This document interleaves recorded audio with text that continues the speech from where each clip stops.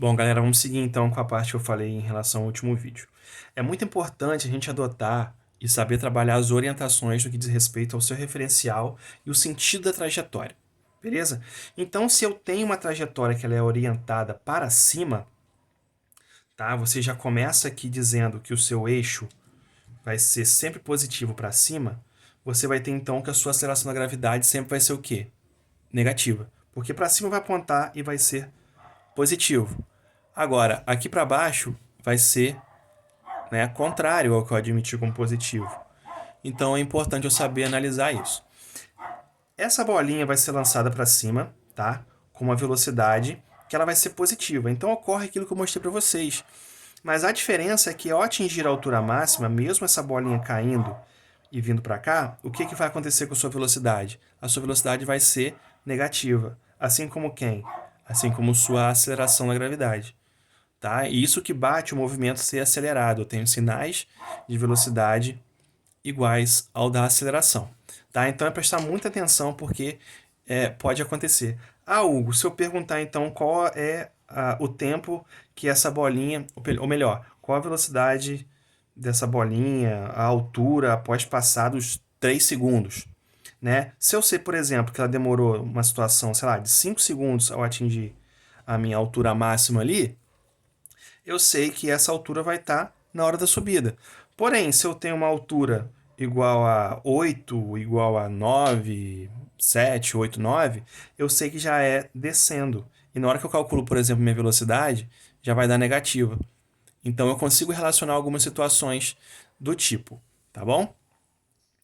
E agora uma segunda situação é quando eu não tenho uma orientação. Eu vou me basear, eu vou criar a minha trajetória, né, meu sentido positivo ou negativo. E uma dica que eu dou para vocês é tratar na subida, né, onde você está tendo uma relação aí,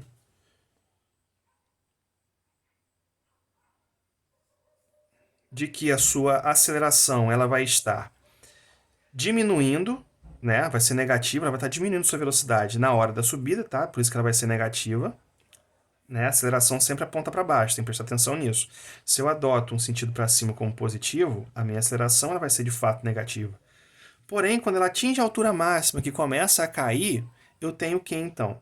Eu tenho um sentido orientado para baixo, que vai ter uma velocidade no mesmo sentido da aceleração. Então, aqui para baixo, por exemplo, eu posso admitir como positivo.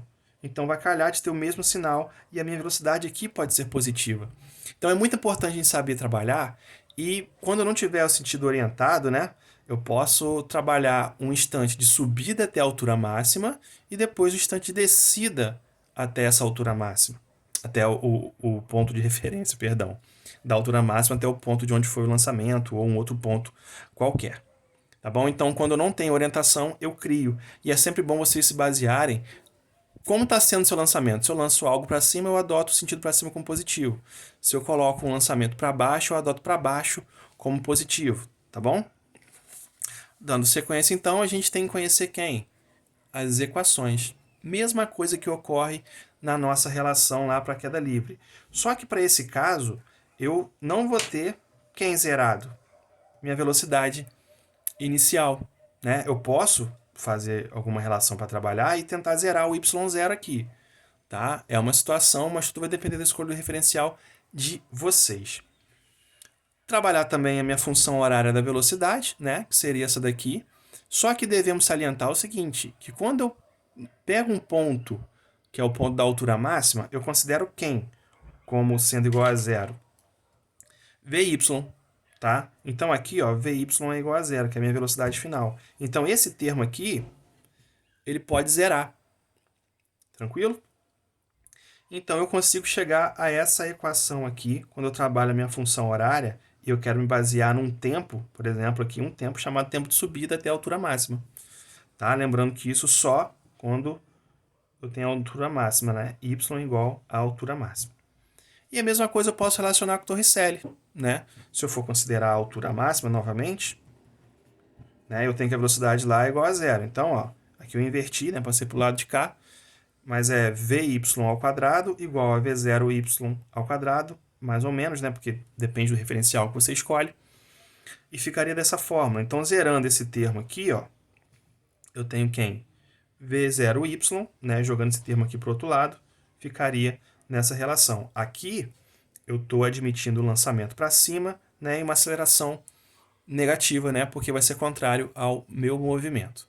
Tá bom, galera? Então, isso aí, ó, é a relação que a gente vai ter das equações no lançamento vertical. Então, é sempre importante que vocês não decorem fórmulas, né? Trabalhem as equações horárias que vocês têm, a equação de Torricelli, tá? Para poder chegar numa maneira de ficar, né, no sangue, como eu sempre falo com vocês, para não precisar decorar a fórmula, porque isso limita um pouco o nosso aprendizado. Valeu, abração e até a próxima.